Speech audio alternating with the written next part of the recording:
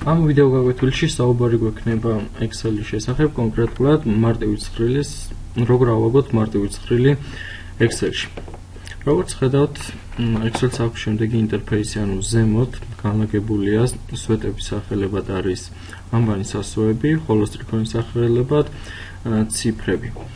ეს ჩვენ გამოვადგება ორიენტაციისთვის, ანუ მაგალითად თუ მითითებული გვექნება რომ მონაცემი ჩავწეროთ G მეშვიდე უჯრაში, უნდა დავუდგეთ მოვზებნოთ G და შემდეგ უნდა მოვზებნოთ მეშვიდე სტრიქონი. ამ შემთხვევაში G მეშვიდე იქნება აი აქ და მონაცემის შეყვანა მოგვიწევს ამ უჯრაში. მოდით დავიწყოთ მარტივი ცხრილის აგება. მაგალითისთვის გავაკეთოთ ესეთი ცხრილი.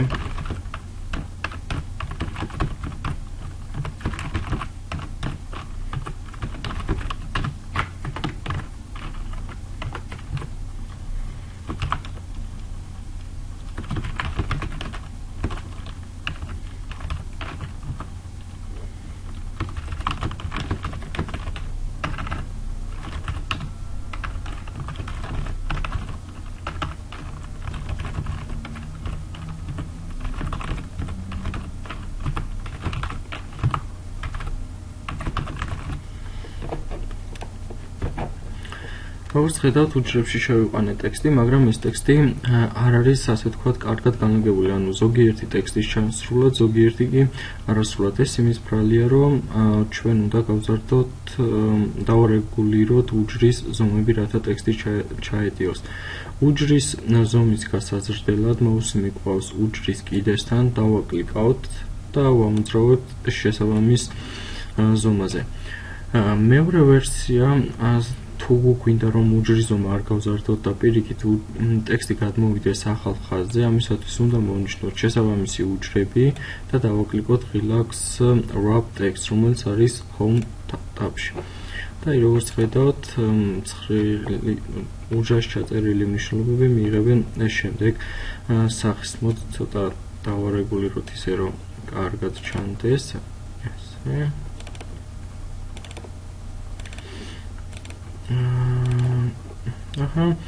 როგორც ხედავთ, ტექსტი არის განლაგებული ვერტიკალურად ქვემოთ, მოდით გავაკეთოთ ისე რომ ვერტიკალურად და ზემოთ იყოს ტექსტი განლაგებული, მოვნიშნოთ ისევ ეს უჯრები და Home tab-ში, როგორც ხედავთ, აი ამ სამ ღილაკიდან ავირჩიოთ ზედა განლაგება, ანუ Top Align. და ტექსტი განლაგდება ზემოთ.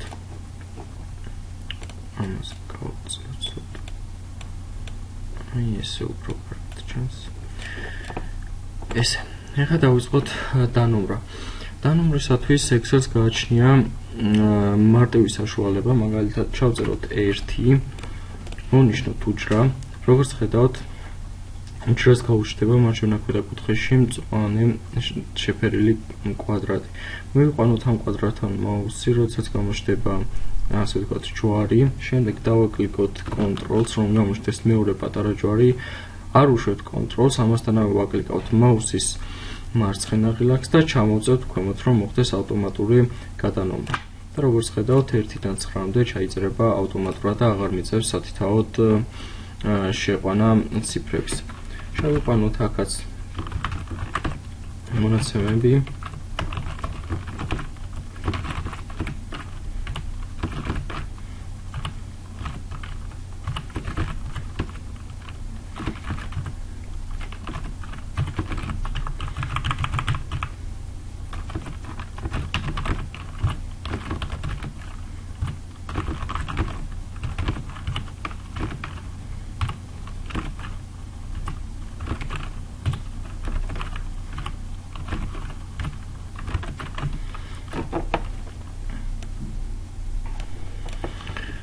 მოდით ამ ცხრილმა რომ მიიღოს უფრო ნორმალური სახე, ასე ვთქვათ, ანუ გავაკეთოთ ჩარჩოები.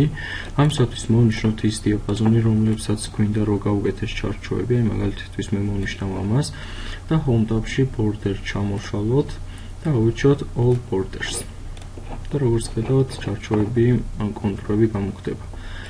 ეხლა შევიყვანოთ აქაც რაღაც მონაცემები.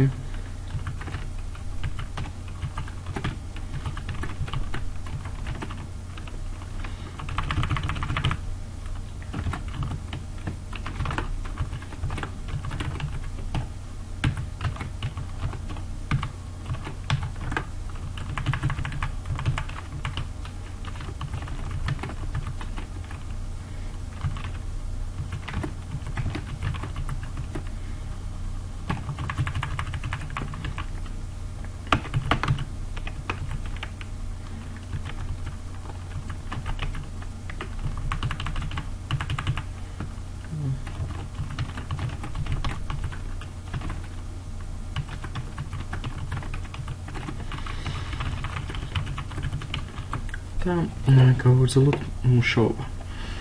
აი ჯამი ველში უნდა მოვახდინოთ მათემატიკური ფუნქციის გამოყენება ისე რომ ავტომატურად დააჯამოს ჩვენთვის ასურველი უჯრები. ნუ ამ შემთხვევაში ჩვენთვის ასურველი უჯრები იქნება კვიზის შუალედური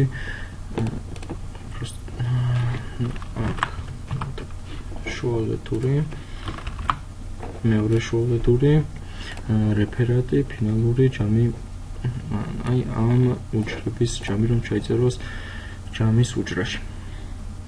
ამისათვის არსებობს ორი გზა. პირველი, ჩავწეროთ უდრის ან ტოლობის ნიშანი, დავაკლიკოთ პირველ უჯრას, ანუ პირველი შესაკრები რომელიც უნდა იყოს, ჩავწეროთ პლუსის ნიშანი და გავაგრძელოთ ესე.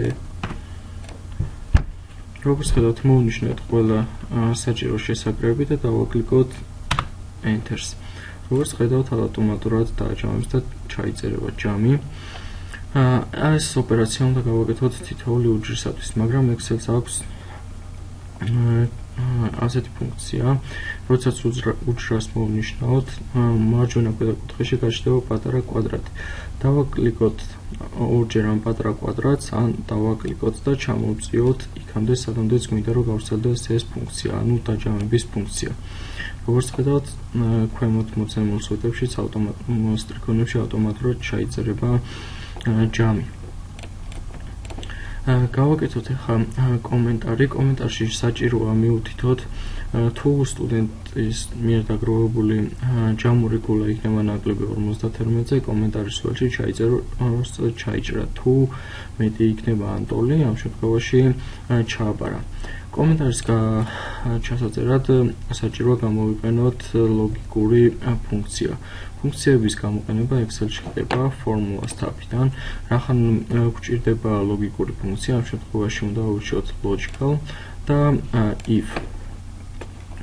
ამ შემთხვევაში პირველ სტრიქონში, ანუ logical test-ში უნდა დავსვათ პირობა თუ რა უნდა შემოწმდეს.